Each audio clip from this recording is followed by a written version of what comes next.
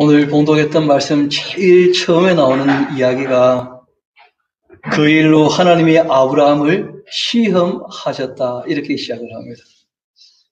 종종 우리는 하나님도 사람을 시험하시는가 그렇게 이제 생각할 수 있는데 성경은 하나님께서 사람을 시험하신다는 거예요. 여러분 때로는 하나님께서 사단을 통하여 우리를 시험한다 그렇게 할 때에는 그 사단은 검증과 연단을 위한 시험 이외에 더하는 것이 있습니다. 그것이 바로 미혹하거나 유혹하는 것이죠. 하나님은 미혹하거나 유혹하는 그런 시험은 하지 않으십니다. 아브라함을 시험하시는 이유는 하나님이 아브라함의 실력을 몰라서가 아니고 아브라함이 아브라함의 실력을 모르고 있는 거예요. 여러분 선생님이 학생들의 실력을 모르겠습니까? 학생들이 자기 실력을 모르겠습니까? 그러니까 이 이야기의 시작은 그렇게 시작을 하는 겁니다.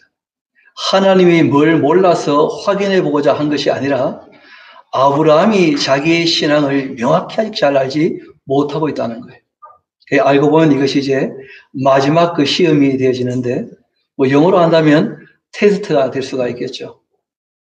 우리가 바로 그 앞전 지난 시간에 살폈던 내용을 보면 그 아브라함이란 분이 모든 사람들에게 인정을 받게 되어집니다.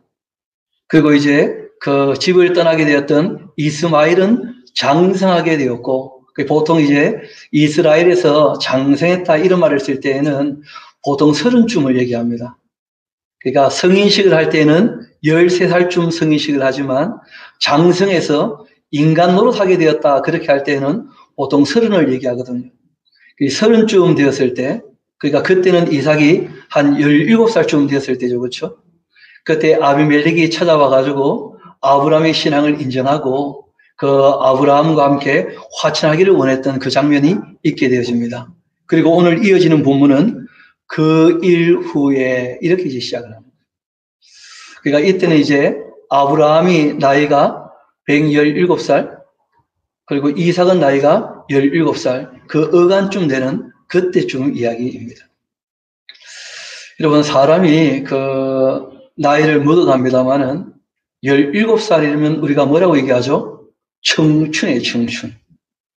그때가 가장 아름답고 가장 사랑스러울 때일 수 있다는 거예요. 누가 봐도. 아마 그 아브라함이 이삭을 너무 아끼고 사랑했던 모양이다. 그러니까 하나님께서 질투가 은근히 좀 나신지 모르겠어요. 우리는 오해하는 것 중에 하나가 하나님은 질투도 없고 시기도 없는 것처럼 오해를 합니다.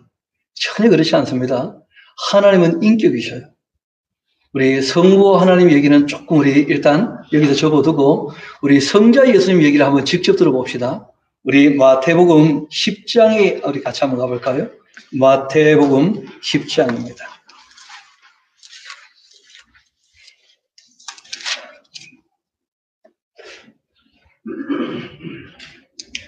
제가 34절부터 한번 읽어드릴 테니까 그거 한번 잘 따라보시면 좋겠습니다. 마태복음 10장 34절부터 내가 세상에 화평을 주러 온 줄로 생각하지 말라. 화평이 아니요 검을 주러 왔노라. 내가 온 것은 사람이 그 아버지와 딸이 어머니와 며느리가 시어머니와 불화하게 하리라 합니다. 사람의 원수가 자기 집안 식구가 될 것이다. 아버지나 어머니를 나보다 더 사랑하는 자는 나에게 합당하지 아니하고 아들이나 딸을 나보다 더 사랑하는 자 내게 합당하지 아니하며 또 자기 십자가를 지고 나를 따르지 않는 자도 바꾸어 말하면 자기 자신보다도 나를 더 사랑하지 않는다면 그런 말이에요. 그런 자도 내게 합당하지 아니하니라.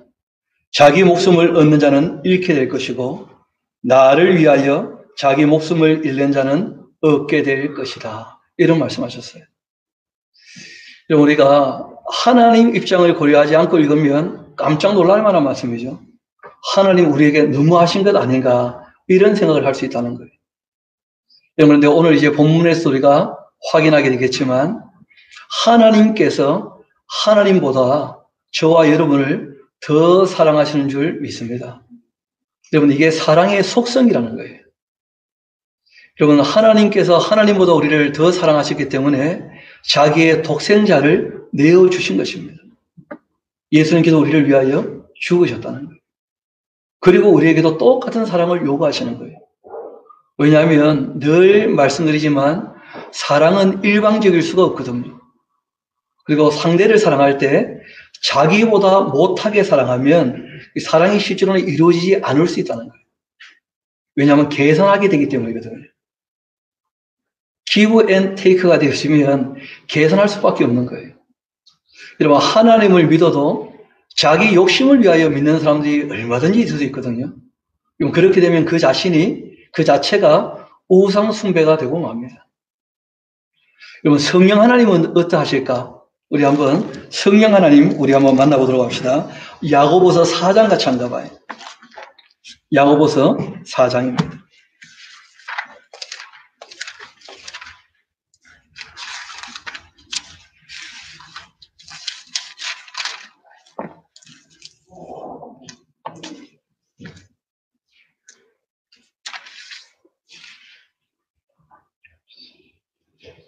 제가 4장 1절부터 한번 읽어드리겠습니다. 야고보서 4장. 너희 중에 싸움이 어디로부터, 다툼이 어디로부터 나느냐? 너희 지체 중에서 싸우는 정욕으로부터 나는 것이 아니냐? 너희는 욕심을 내어도 얻지 못하며 살인하며 시기하여도 능히 취하지 못함으로 다투고 싸우는도다. 너희가 얻지 못함은 구하지 아니하기 때문이고 구하여도 받지 못함은 정욕으로 쓰려고 잘못 구하기 때문이다. 가늠한 여인들이여. 여러분, 번역이 조금 이게 어렵게 되는데, 가늠한 사람들. 그러니까 앞에 있는 내용부터 쭉 보게 되어지면, 이 하나님 앞에서 가늠한다라고 하는 것이 하나님보다 더 사랑하는 것이 있는 것을 얘기하는 거예요. 세상과 벗된 것이 하나님과 원수됨을 알지 못하느냐. 그런즉 누구든지 세상과 벗이 되고자 하는 자는 스스로 하나님과 원수가 되는 것이다. 너희는 하나님께서 우리 속에 거하게 하신 성령이 시기하기까지 사모한다 하신 말씀을 헛된 줄로 생각하느냐. 그러니까 사람이 하나님보다 더 사랑하는 것이 있게 되어지면 성령님이 시기하신답니까? 시기 안 하신답니까? 시기하신답니다. 하나님이 인격이시거든요. 하나님께서 자신보다 우리를 더 사랑하시기 때문에 우리에게도 자기 자신보다 하나님을 더 사랑하기를 원하시는 거예요. 그리고 하나님은 전능하시기 때문에 죽음 이후의 세계까지도 하나님께서 다스리시죠. 그 실제로는 부활의 그 소망과 영생에 대한 약속을 우리에게 하셨거든요. 그래서 우리가 제일 처음 이 아브라함 이야기를 시작할 때 기억나실지 모르겠는데 사람은 세 가지의 중요한 관계를 맺고 산다는 거예요. 물질 관계와 인간 관계와 하나님과의 관계. 물질 관계는 인간 관계를 맺기 위하여 있는 것이기 때문에 물질 관계가 너무 소중하지만 인간 관계에 우선할 수가 없다는 거예요. 그리고 인간 관계는 다 임시적인 관계이고 그리고 한시적인 관계이고 한계 상황에 놓여 있는 관계라는 거예요. 유한한 관계라는 거예요. 그래서 인간관계라고 하는 것은 무한한 영원하신 하나님과의 관계에 비해서는 이 인간관계가 상대적으로 봤을 때는 약하다는 거예요. 그래서 이 땅에서 맺는 이 임시적 관계, 인간관계를 통하여 사랑을 배워가서 영원히 하나님 나라에서 함께 사랑을 나누는 것이 이게 본질이지, 이 땅에서의 인간관계는 다 한계가 있고 임시적 관계라는 거예요. 사람이 참 약하기도 하고 부족하기도 합니다. 지금 우리가 이런 이 코로나19 사태를 보면서 우리가 참 무능하기도 하다 그런 생각 하지 않습니까? 사람이 참 약하다는 거예요. 부족하고. 저희 집사람이 저희 딸아이가 이제 학교가 서울에 있으니까 짐을 좀 날라주고 한다고 올라갔다가 올라갈 때는 아무 말도 안 하더니 올라가서 문자를 보냈더라고요. 올라온 김에 엄마 좀 보고 가면 안 되겠냐고. 그렇게 하라고 얘기를 해놓고 나는 뭔가 싶은 거예요. 여러분 늘 함께 하고 싶지만 그러나 인간은 그럴 수 있는 존재가 아니라는 거예요. 인간은 가변적인 존재이고 그리고 인간은 약한 존재이고 인간은 무소부지하지도 않고 전지전능하지도 않습니다. 어디에 있으면 어디에 없는 존재라는 거예요. 그래서 오늘 하나님께서 아브라함에게 누가 너에게 있어서 가장 소중한 존재인가? 거기에 대해 너가 확인을 좀 해야 될 것이다. 그래서 오늘 본문은 이제 그렇게 시작하는 것입니다. 우리 한번 같이 차근차근 본문을 살펴보도록 합시다. 그 일 후에 하나님이 아브라함을 시험하시려고 그를 부르시되 아브라함아 하시니 그가 이르되 내가 여기 있나이다. 여호와께서 이르시되 너의 아들 너의 사랑하는 독자. 그러니까 아브라함이 지금 어떻게 하고 있습니까? 사랑하고 있다는 거예요. 그 독자 이삭을 데리고 모리아 땅으로 가서 내가 너에게 일러준 한 산 거기서 그를 번제로 드려라. 그러니까 모리아 땅에 있는 한 산이 어디냐?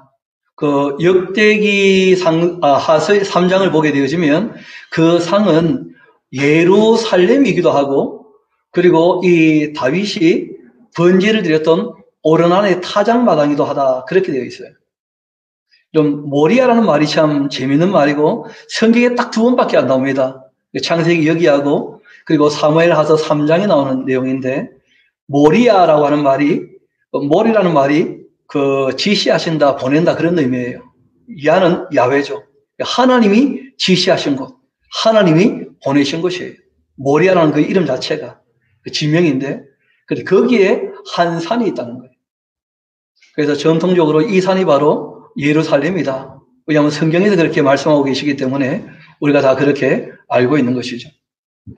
지금 아브라함은 부엘세바라는 곳에 있습니다. 이 부엘세바에서 이 예루살렘까지는 그 거리가 한 75km쯤 되어져요.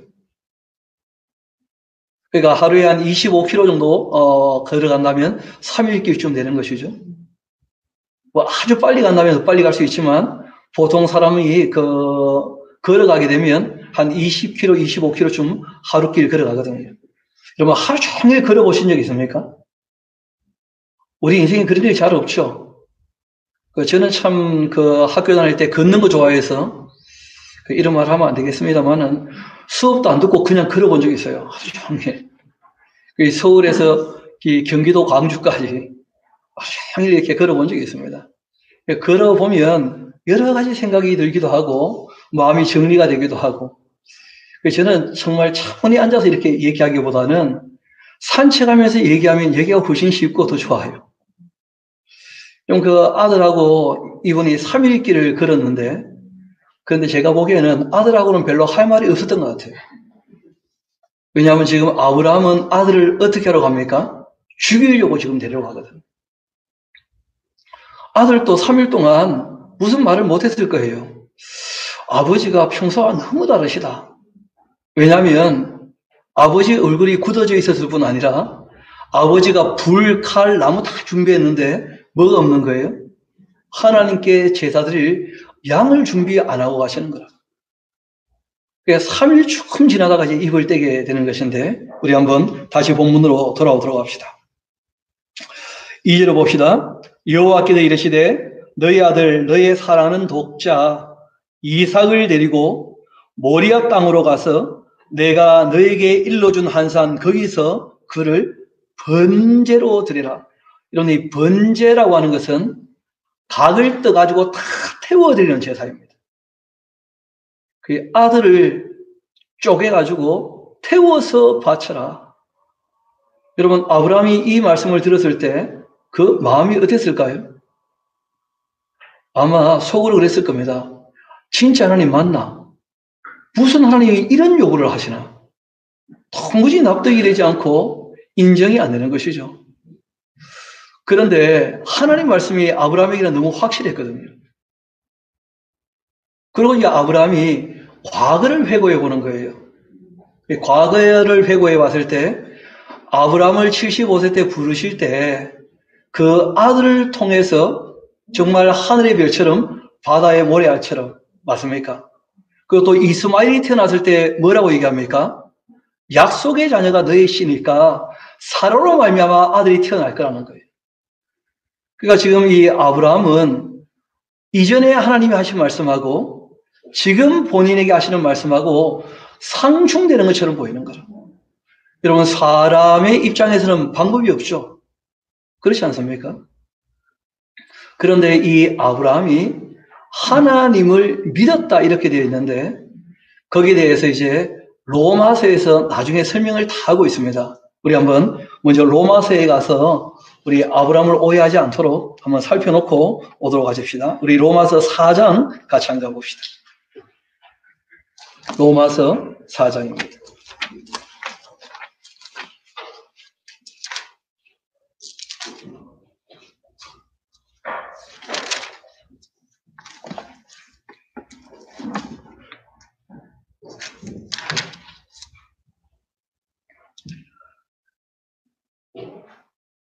제가 17절부터 한번 읽어드리겠습니다.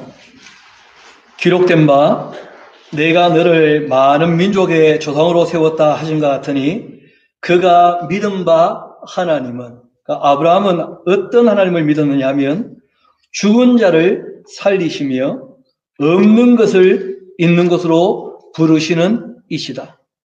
아브라함이 바랄 수 없는 중에 바라고 믿었다는 거예요. 이는 너의 후손이 이 같으리라 하신 말씀대로 많은 민족의 조상이 되게 하려 하심이라. 아멘. 아브라함의 확실한 믿음은 무엇이었냐면 하나님께서 너의 자손을 별처럼 그리고 너의 자손을 바다의 모래알처럼, 그런데 그 일은 이삭을 통하여 이 약속의 아들을 통하여 이루실 것이다 했던 그 말씀을 확실히 믿었다는 거예요. 그러니까 100세에 아들을 놓게 하셨다면 생명의 주인이시니까 죽었다 할지라도 다시 살릴 수 있으실 것이다. 이런 것은 경험한 것입니까? 믿음인 것입니까? 믿음이에요. 그렇죠? 근데 문제는 살릴지 안 살릴지는 가봐야 하는 거죠. 그러니까 이게 시험이 되는 거예요. 그게 아브라함은 갈등을 하지만 그러나 그 믿음 가지고 이제 가는 거예요. 그리고 다시 이제 본문으로 돌아오도록 합시다. 창세기 22장입니다.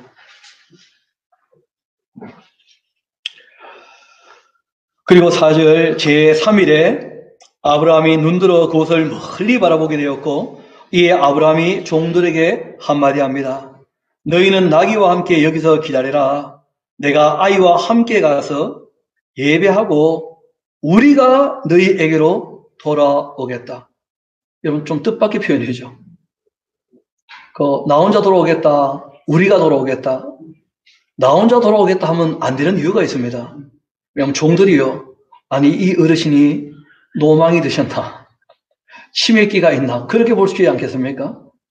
그러니까 둘러대듯이 말했던 것 같기도 한데 우리가 다시 돌아올 거다. 좋게 본다면 믿음의 고백일 수도 있는 것이고 그렇지 않다면 종들에게 오해하지 않게 하려고 둘러대었던 말일 수도 있는 것이죠. 그렇게 이제 얘기하고 그 아들과 함께 이제 예루살렘이 그 800m 고지쯤이 있거든요. 그러니까 그 800m까지 걸어 올라가는 거예요, 지금. 그 산 위를 올라가는데 그 무거운 나무짐은 이 이삭이 지금 메고 있고 그리고 이제 이 아브라함은 불과 칼을 준비하고 이제 올라갑니다. 6절입니다. 아브라함이 이에 번제나무를 가져다가 그 아들 이삭에게 지우고 자기는 불과 칼을 손에 들고 두 사람이 동행을 합니다. 그 불을 어떻게 갖고 갔는가 다들 궁금해 하시는데 저도 좀 궁금해요. 이제 두 가지 중에 한 가지일 겁니다. 하나는 부싯돌을 가져갔을 가능성이 있습니다. 또 한 가지는 이 당시 사람들이 흔히 하던 방법이기도 한데 불씨를 옮긴다 그러죠. 그릇에 이 재와 함께 숯을 하나 묻어놓게 되어지면 그 숯이 아주 천천히 타기 때문에 그 불씨가 되는 거예요. 그러니까 그 불과 함께 이 칼을 두고 이제 올라가는 거죠. 이상이 보니까 너무 이상해요. 왜냐하면 나이가 20살 다 되었기 때문에 눈치가 있지 않습니까? 그래서 그 아버지 아브라함에게 물어봅니다. 이르되 내 아버지여 그렇게 했더니 그가 이르되 내 아들아 내가 여기 있노라. 이삭이 이르되 불과 나무는 있거니와 번제할 어린 양은 어디 있나이까? 이삭은 처음에는 물어볼 때 좀 순진한 마음에 아버지가 좀 나이가 많으셔서 까먹었는가? 그래가지고 내가 좀 챙겨드려야 되는가? 말하기가 참 민망한 거죠, 그렇죠?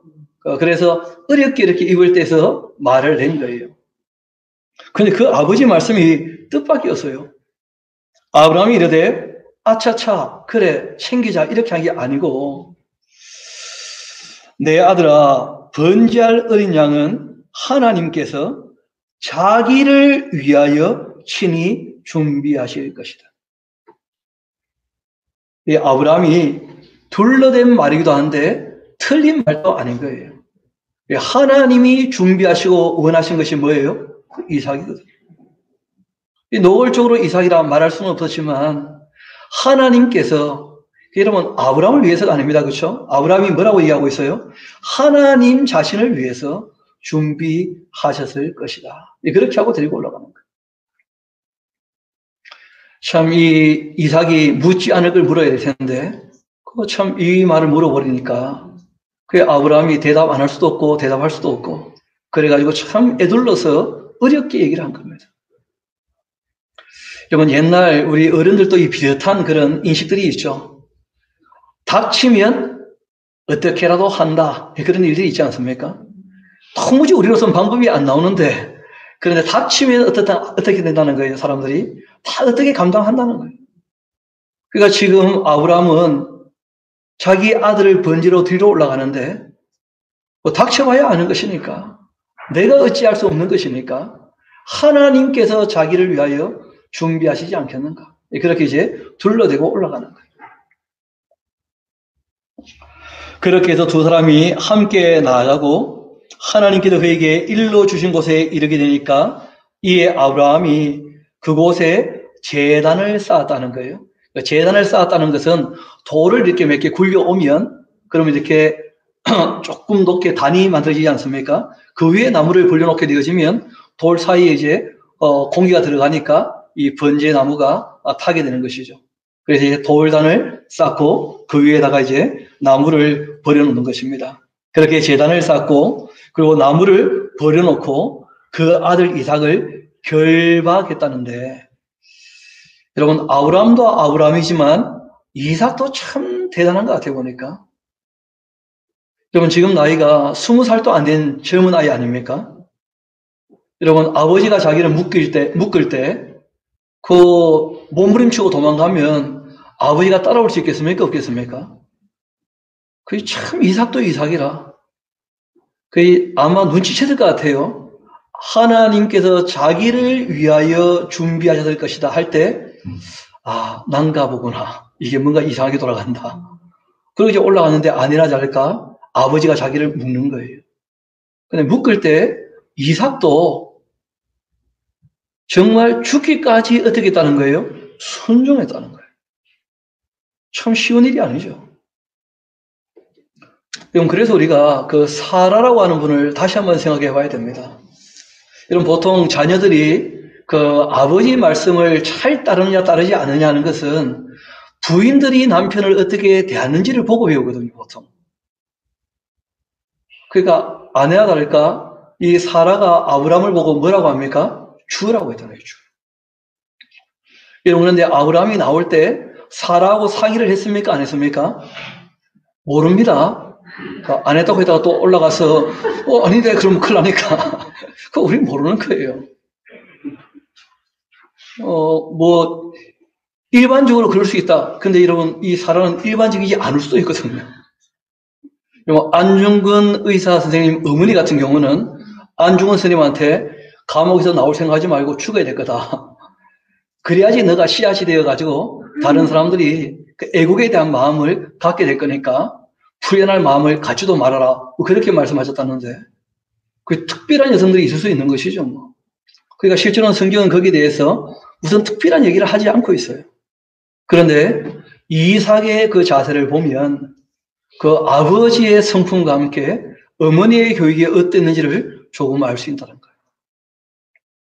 거절하지 않는다는 거예요. 죽음 앞에서도. 아버지가 하는 일이라면 내가 죽어도 옳은 것이다. 왜냐하면 이것이 자신의 개인의 욕심을 위한 게 아니라는 것을 확실히 안다는 거예요. 여러분, 이 당시에도 이미 많은 이 사람들이 우상에게 인신공양, 자기 아들들을 바치는 일이 있습니다. 그런데 아들을 바치는 이유가 다 무엇 때문이냐면 자기를 자기 아들보다 더 사랑하기 때문에 자기 욕심 때문에 자기 아들을 죽이는 거예요. 전쟁에서 승리하려고 자기의 소원을 이루고 싶어서 심지어는 누구까지 갖다 바친다는 거예요? 자기 아들까지. 그러나 성경에서 얘기하는 이 아브라함과 이삭 이야기는 괴를 달리합니다. 아브라함이 자기 욕심으로 지금 그렇게 하는 게 아니거든요. 하나님을 위하여. 전혀 다른 자세예요. 그 사랑이 아니고서는 설명되지 않는 그런 이제 그 모습이 되는 것입니다. 다시 본문으로 돌아가도록 합시다.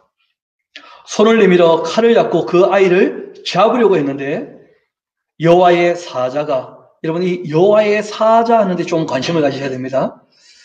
여호와께서 계시고 여호와의 사자가 있는데 여러분 천사가 아닌 여호와의 사자라는 표현을 하게 될 때에는 구약에 계시된 성자 하나님인 가능성이 큽니다.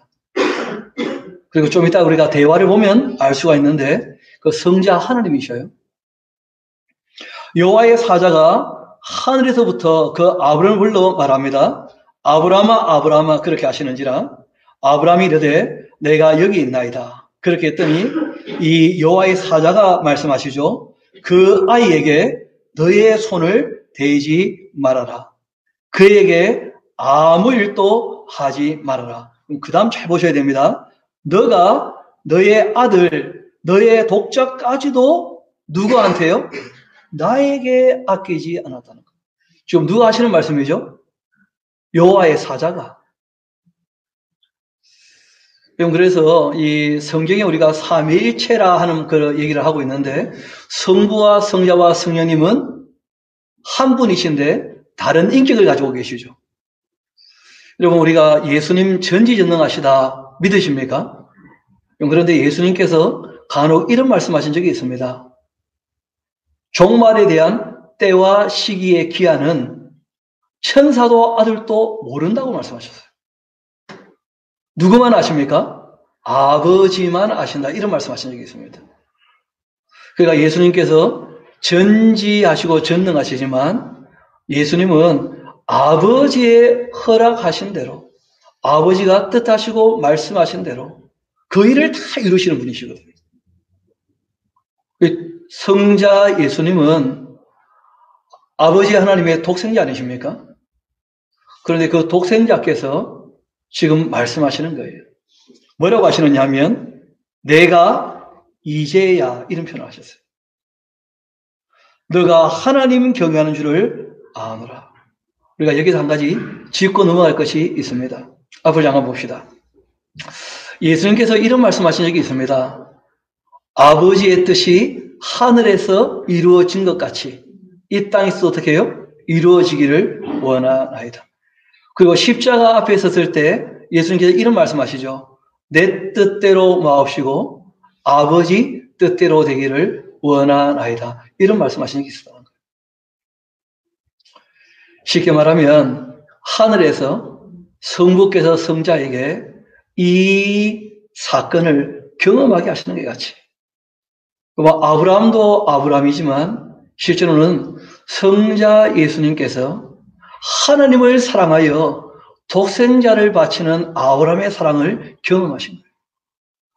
그리고 본인도 내가 이들을 위하여 아브라함처럼 하나님을 사랑하며 하나님을 믿고 따르는 이들을 위하여 내가 아버지의 뜻을 받들어 나의 목숨을 바쳐야 하는 것이다. 거기에 대하여 확인되는 그런 장소이기도 한 것이죠. 거기에 예수님이 계신다는 거예요. 아브라함이 독자 이삭을 바치는 그 자리에. 그래서 우리의 신앙의 선배 중에 오리게네스라는 분은 그런 얘기를 남겼습니다.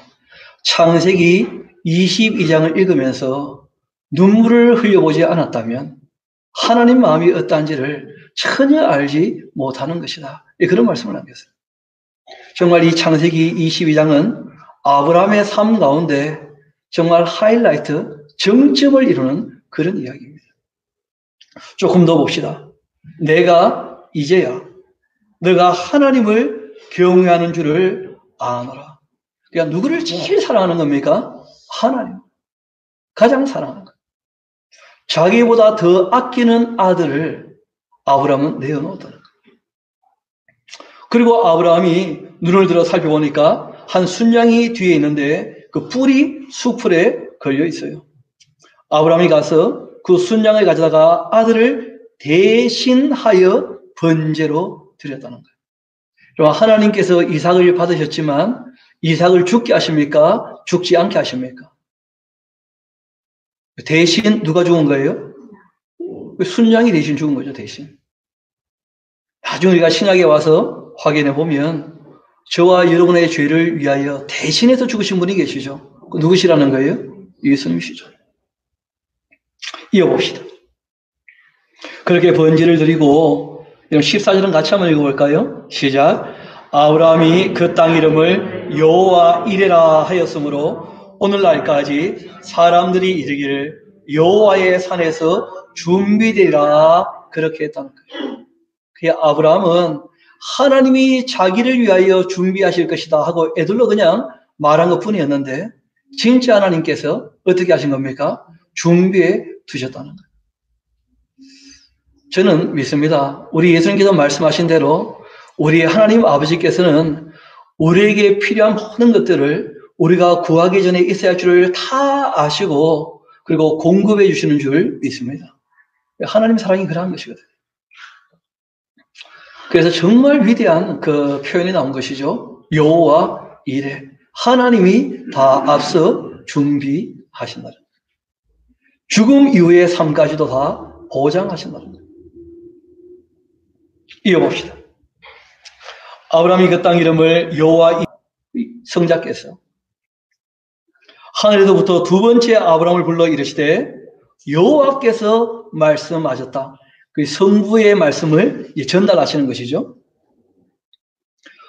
내가 나를 가리켜 맹세하는데 내가 이같이 행하여 너의 아들 너의 독자도 아끼지 아니하였은즉. 그리고 원래 거기에 관로가 있어야 된다는 거예요. 나도 너를 위하여 내 독자를 아끼지 않겠다. 그런 것이죠. 하나님께서 아브라함이 그 사랑을 보시고 그래, 그렇기 때문에 똑같이 나도 너를 그렇게 사랑하는 거야. 그렇게 하시는 것이죠. 17절 내가 너에게 큰 복을 주고 그리고 너의 씨가 크게 번성하여 하늘의 별과 같고 바닷가의 모래와 같게 하리니 너의 씨가 그 대적의 성문을 차지하게 될 것이다. 그리고 또 하고 말씀하시죠. 그렇죠? 그러니까 이삭으로 말미암은 그 이스라엘 나라가 가나안 땅을 차지할 것과 함께 또 너의 씨로 말미암아 천하 만민이 복받게 될 것이다. 이런 말씀하셨는데 나중에 그 로마서에 가게 되시면 바울이 바로 이 씨가 누구냐면 메시아 예수님이라는 예수님. 그러니까 예수님이 혈통적으로는 바로 아브라함의 후손으로 이삭의 자손으로 사람되어 이 땅에 오신다. 그 예수님도 뭐 아브라함의 후손으로 오신다면야 그리 자존심이 상하지는 않으시겠죠, 그렇죠? 그렇지 않겠습니까? 아브라함과 다윗의 자손 예수 그리스도의 세계라. 그렇게 이제 이 땅에 오시는 거예요. 그리고 그 다음 말씀이 굉장히 중요합니다. 우리 18절 우리 다 같이 한번 읽어보도록 합시다. 시작. 또 너의 씨로 말미암아 천하 만민이 복을 받으리니 이는 너가 나의 말을 준행하였음이니라 하셨다 하니라. 그러니까 이 모든 일들이 이루어진 것은 누구의 믿음이 확인된 것입니까? 아브라함이 하나님의 말씀을 준행했기 때문에 이 모든 일이 이루어지는 것처럼 말씀하셨다. 여러분, 예수님께서는 영생에 대하여 말씀하실 때 이런 말씀하신 적이 있습니다. 아버지 하나님과 아버지 하나님께서 보내신 그의 아들 예수 그리스도를 아는 것이 곧 뭐라는 거예요? 영생이라는 거예요. 요한복음 17장에 보면 예수님께서 영생에 대해 말씀하실 때 그런 얘기를 하셨거든요. 여러분, 실상은 하나님은 사랑이신데 하나님의 그 사랑이 무엇인지를 아는 그 사람들, 그런 사람들과 하나님께서 영원히 사랑을 나누시는 것이거든요. 그것이 바로 영생이라는 거예요. 영생. 여러분, 여기서 얘기하는 아브라함이 복받게 될 것을 말씀하시는데, 이 복이라고 하는 말은 바라크란 말인데요. 여러분, 바라크라고 하는 말이 원래 의미가 뭐냐면 무릎을 꿇다라는 말이에요. 그러니까 자기가 자기 인생의 주인이 아니라 하나님 앞에서 무릎을 꿇는 것이 인간에게 가장 복되다는 거예요. 왜냐하면 사람은 자기의 인생을 책임질 수 있는 존재가 아니거든요. 다 변하는 것이고, 다 지나가는 것이고, 다 끝나는 것을 우리가 확인할 수 있다는 거예요. 참된 복은 무엇인가? 정말 인간이 하나님 앞에 무릎을 꿇고 그의 말씀을 알아듣고 그의 말씀을 준행하고, 그리고 그 길을 이 땅에서 걸어가고, 그리고 영원히 하나님과 함께 사랑을 나누며 영생, 복락을 누리는 것이, 거기에 참된 인간의 기쁨이 있다는 거예요. 왜냐하면 사람은 하나님의 피조물이기 때문에 그러한 것입니다. 그리고 그 하나님께서 우리에게 주신 양심에 비추어 부당한 것을 요구하시는 분이 아니시거든요. 우리의 인격에 비추어서 비인격적으로 강요하시는 분이 아니라는 거예요. 우리의 자유를 정말 소중히 여기시고 우리의 양심을 존중해 주시는 분이시거든요. 그래서 아브라함의 이러한 이야기를 통해서 우리에게도 되물어 보시는 거예요. 너의 삶의 가장 소중한 것은 무엇인가? 너의 삶의 우선순위는 무엇인가? 이걸 우리가 되물어 보시는 것입니다. 이에 아브라함이 그 종들과 돌아가서 함께 떠나 브엘사바에 이르러 거기 거주하게 되었고, 그리고 이후에 어떤 사람이 그 아브라함에게 알리어 이르기를 밀가가 당신의 그 형제 나홀에게 자녀를 낳았다 그렇게 했고, 그의 맏아들은 우스고 우스의 형제는 부스와 아람의 아버지 그무엘과 게덱과 하수와 비리다스와 또 이드랍과 부드엘이가, 이 8사람은 아브라함의 형제 나홀의 아내 밀가의 소생이며 부드엘은 리브가를 낳았고, 나홀의 첩 루마라 하는 자도 베바와 가압과 다스와 마아가를 낳았더라. 그래서 이제 이 나홀 집안을 소개하는 이유는 뭐냐면 부드엘의 딸 이 리브가가 이제 나중에 또 그 이삭하고 결혼하게 되어지거든요. 거기에 대한 이제 소개를 먼저 하고 있는 것입니다. 여러분, 이러고 보니까 사촌들하고 결혼할 일들이 꽤 많죠.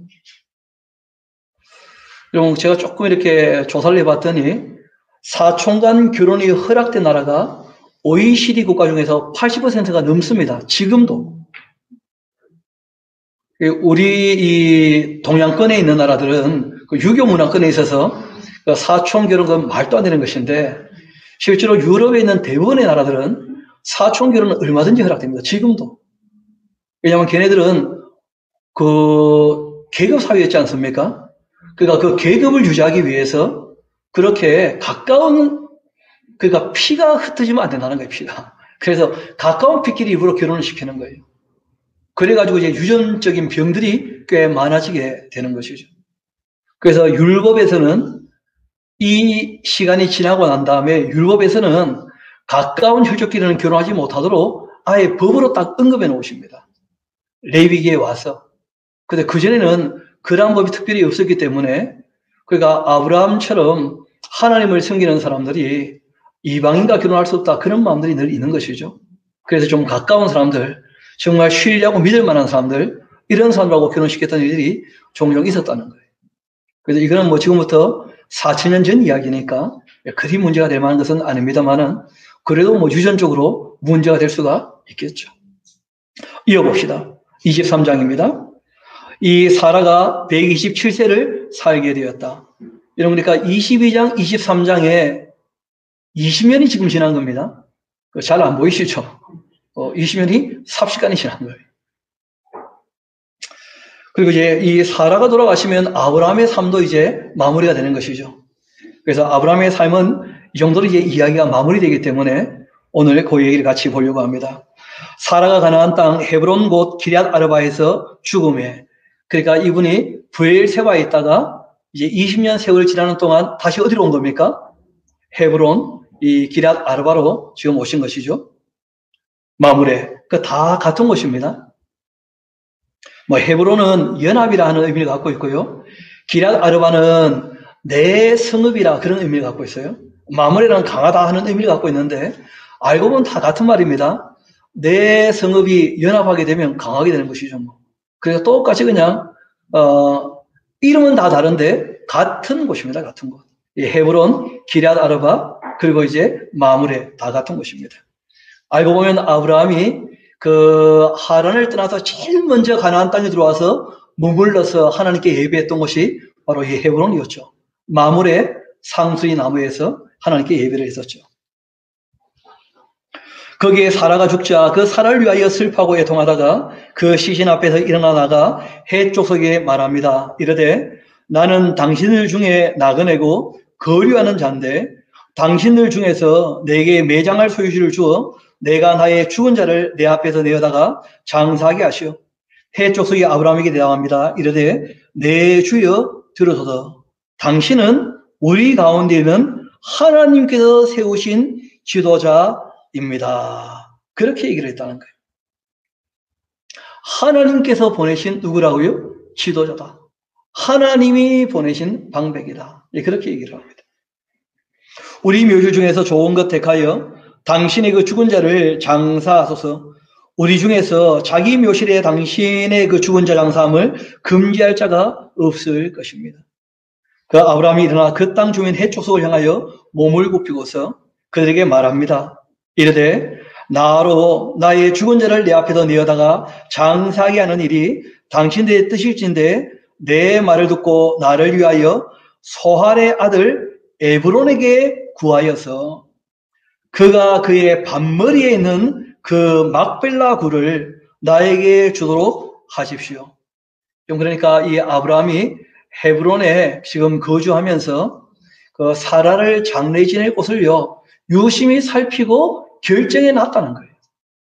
그러면 에브론이라는 이름이 이때 처음 나오거든요. 에브론. 그리고 막벨라 굴이라는 굴이 아주 독특한 굴입니다. 막벨라라는 말 자체가 입구가 두 개이다 그런 뜻이에요. 그러니까 아마 그 아브라함이 생각했을 것입니다. 이제 사라가 죽고 내가 한 개 거기에 묻히게 될 텐데 이후에 그 아브라함의 아들들이 아브라함을 찾아올 거 아닙니까? 근데 아브라함은 이미 하나님 말씀을 들었기 때문에 그 이스마엘의 후손들하고 이삭의 후손들하고 친밀할 수 없다는 걸 알고 계시잖아요.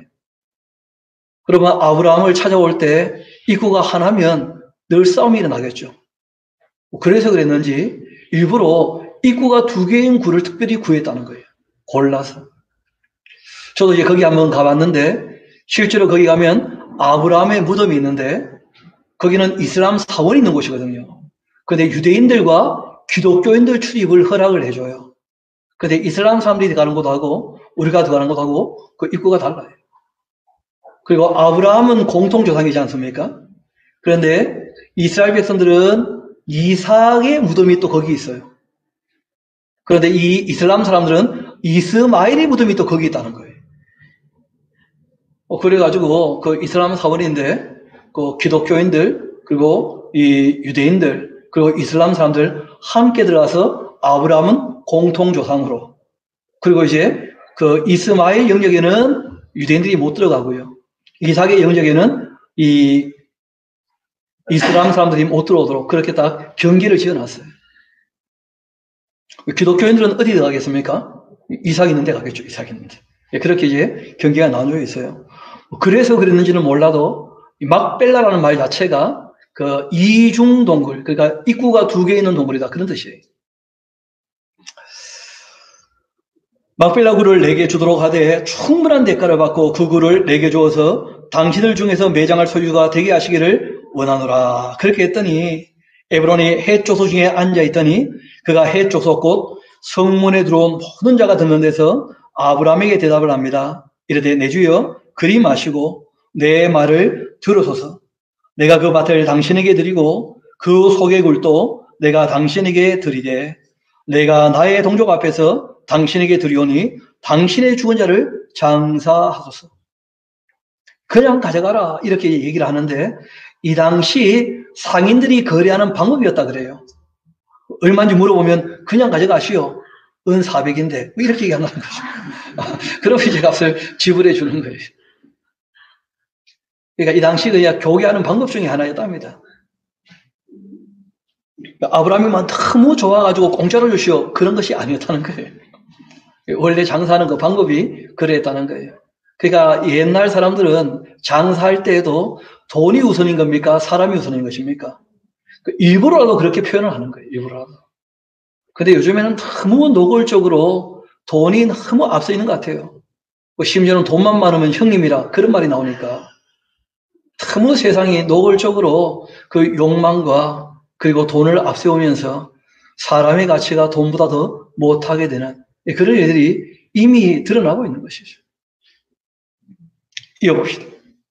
그때 아브라함이 그 땅 백성 앞에 몸을 굽히고는 13절 그 땅의 백성이 듣는 데서 에브론에게 말합니다. 이르되 당신이 합당하게 여기면 청컨대 내 말을 들으시오. 내가 그 밭값을 당신에게 드릴 겁니다. 당신은 내게서 받으시오. 내가 나의 죽은 자를 거기 장사하겠노라. 그 에브론이 아브라함에게 대답합니다. 이르되 내 주여 내 말을 들으소서. 땅값은 은 400세겔이지만은 그러나 그것이 당신과 나와 당신 사이에 무슨 문제가 되겠습니까? 돈 문제는 중요한 문제가 아닙니다. 값은 이쯤 되지만 당신이 알아서 내시오. 뭐 그런 거예요. 뭐 그러면 그만큼 내겠습니까? 그보다 적게 내겠습니까? 당연히 그만큼 내죠. 이 400세겔이 얼마쯤 되는 거냐면 은으로 한 5kg쯤 되는 돈이에요. 지금은 은의 가치가 그렇게 크지 않죠. 이 당시에는 재련 기술이 그렇게 발달하지 않았기 때문에 그 은이라는 것이 굉장히 가치가 있었던 때입니다. 은 5kg 정도면 그 입구가 2개인 큰 동굴 하나를 살 수 있는 것이죠. 그 앞에는 밭까지 다 해서 그렇게 살 수 있는 그런 데입니다. 아브라함이 에브론의 말을 따라 에브론의 해족속이 듣는 데서 말한 대로 상인이 통용하는 은 400세겔을 따라 에브론에게 주었다는 거예요. 상인이 통용하는 이 세겔은 한 세겔이 한 13g쯤 되거든요. 그러니까 이제 한 5kg쯤 되는 것이죠. 400세겔이면. 그리고 실제로 이제 이 신에게 바칠 때 세겔은 좀 작은 세겔이었다 그래요. 한 10g 정도. 그러니까 중세겔이 있고 그냥 세겔이 있어요. 상인이 통용하는 세겔은 보통 중세겔입니다. 한 13g 정도. 제가 어떻게 하느냐? 사전 보니까 그렇게 돼 있더라고요. 그 옛날 어른들이 연구해서 얘기했던 거 뭐 믿어야지. 뭐 그 이상 방법이 잘 없는 거죠. 지금 또다시 세계에 얼마인지 연구 시작하면 그 방법이 없는 것 같아요, 보니까. 그래서 뭐 믿을 건 믿어주면서 연구를 해야 되니까. 그리고 17절, 마므레 앞 막벨라에 있는 그 에브론의 밭, 곧 그 밭과 거기에 속한 굴과 그 밭과 그 주위에 둘린 모든 나무가 성문에 들어온 모든 해족속이 보는 데서 아브라함의 소유로 다 확정이 되어서 아브라함이 그 땅을 돈 주고 사서 아브라함의 소유가 된 것입니다. 그 후에 또 아브라함이 그 안에 사라를 가나안 땅 마므레 앞 막벨라 바굴에 장사했고 마므레는 곧 헤브론입니다. 이와 같이 그 밭과 거기에 속한 굴이 해쪽 속으로부터 아브라함이 매장할 소유지로 확정되었다 하면서 이제 아브라함에게는 거의 마무리가 다 된 것입니다. 이제 남은 것은 아브라함의 별세 이야기 말고는 남은 게 없어요. 25장 가면 바로 아브라함이 이제 그 세 장가 들었다가 애를 놓고 그 다음에 별세 하셨다. 뭐 그런 얘기밖에는 남아있는 얘기가 없습니다. 앞을 한번 봅시다. 여러분, 하나님을 안다는 것이 무엇일까요? 하나님을 어떻게 알게 되어집니까? 성경은 우리에게 명확히 말씀하십니다. 하나님께서 성경이란 책을 통하여 우리에게 자신을 계시하셨다는 거예요. 스스로 계시는 분으로, 전지전능하신 분으로, 무소부지하신 분으로, 영원히 변하지 않으신 분으로, 그리고 그 하나님은 삼위일체로 계시는데, 그런데 이 하나님의 이야기를 이 아브라함의 후손, 이스라엘 자손들의 역사를 통하여 우리에게 뭐 하셨다는 거예요? 계시하셨다는 거예요. 우리가 믿을 때 대상을 알지 못하고 믿으면 목숨 바쳐 믿어도 속는 거예요. 여러분, 이번에 코로나19 사태로 신천지라는 이 이단이 모든 사람에게 좀 알려졌지 않습니까? 그리고 이만희가 나와서 2번씩이나 절했다는 거예요. 기분 나쁘죠? 절을 하려면 한 번 하든지 3번 하든지 하지. 누구한테 2번 절하는 거예요, 보통. 2번 절했다는데, 여하튼, 그 일이 있고 난 다음에, 여러분, 신천지 분위기는요, 뒤숭숭한 게 아닙니다. 원래 의심을 가졌던 사람들은 떠나가지만, 실제로 그 이만희를 신뢰한 사람들은 세상이 너무 악해가지고, 이만희 같은 분이 저렇게 세상 사람들한테 엎드린 것은 자기들을 위한 희생이라고 본다는 거예요. 그래가지고 뭐라고까지 얘기하느냐면, 이만희를 위해서라면 내가 죽을 수도 있다. 이런 자살 결사대 같은 사람들이 나타난다. 끔찍하지 않습니까? 영어 대상이 누군지도 모르고 하나님이 어떤 분인지 알지 못하고 자기 마음을 다 치워버린다면 그는 결국은 자기 욕심의 발로 이루는 거예요. 욕심의 발로. 그건 진정한 사랑에 대한 이야기가 아니거든요. 세상은 그렇게 흘러간다는 거예요. 그래서 성경은 우리에게 부탁하십니다. 우리가 믿는 하나님이 어떤 분인지 알고 믿으라는 거예요. 또 믿었다면 그분이 누군지 확실히 알아야 돼요. 알아보고 아니면 반드시 떠나야죠. 아는 것과 믿는 것이 하나가 되어야지 모르고 믿으면 미신이 되고 마는 것이고 거짓을 믿으면 쏟고 마는 거예요. 이 교회가 성경이라고 하는 이 진리의 내용을 알지 못하고 그냥 믿음 하다가 어떻게 보면 이 신천지만도 못한 신천지보다도 성경을 더 모르는 그런 지경에 이를 정도로 지금 어려워지고 말았거든요. 지금이라도 우리가 정말 다시 이 창세기부터 계시록까지 하나님의 말씀을 다시 한번 우리가 살펴보면서 우리 하나님이 우리를 요구하고 계시는지 우리가 그런 것들을 부지런히 살펴서 오늘과 함께 살폈던 것처럼 아브라함이 하나님을 사랑하셨던 그러한 사랑까지 저와 여러분의 신앙이 자라갈 수 있게 되기를 소망합니다. 그리고 오늘 아브라함의 그 배려심도 우리가 보지 않습니까? 일부러 에브론에 있는 막벨라 굴을 특별히 구하는 그런 모습도 우리가 보게 되지는데 사람이 끝을 준비한다는 거 굉장히 중요합니다. 여러분 서양 속담에 마지막이 좋아야 다 좋다. 끝이 좋아야 다 좋다. 그런 말이 있습니다. 누구나 다 끝을 만나게 될 텐데 우리가 우리의 모든 삶을 끝내게 될 때 우리 하나님께 칭찬받는 저와 여러분 되기를 소망합니다. 우리 함께 기도하도록 하겠습니다.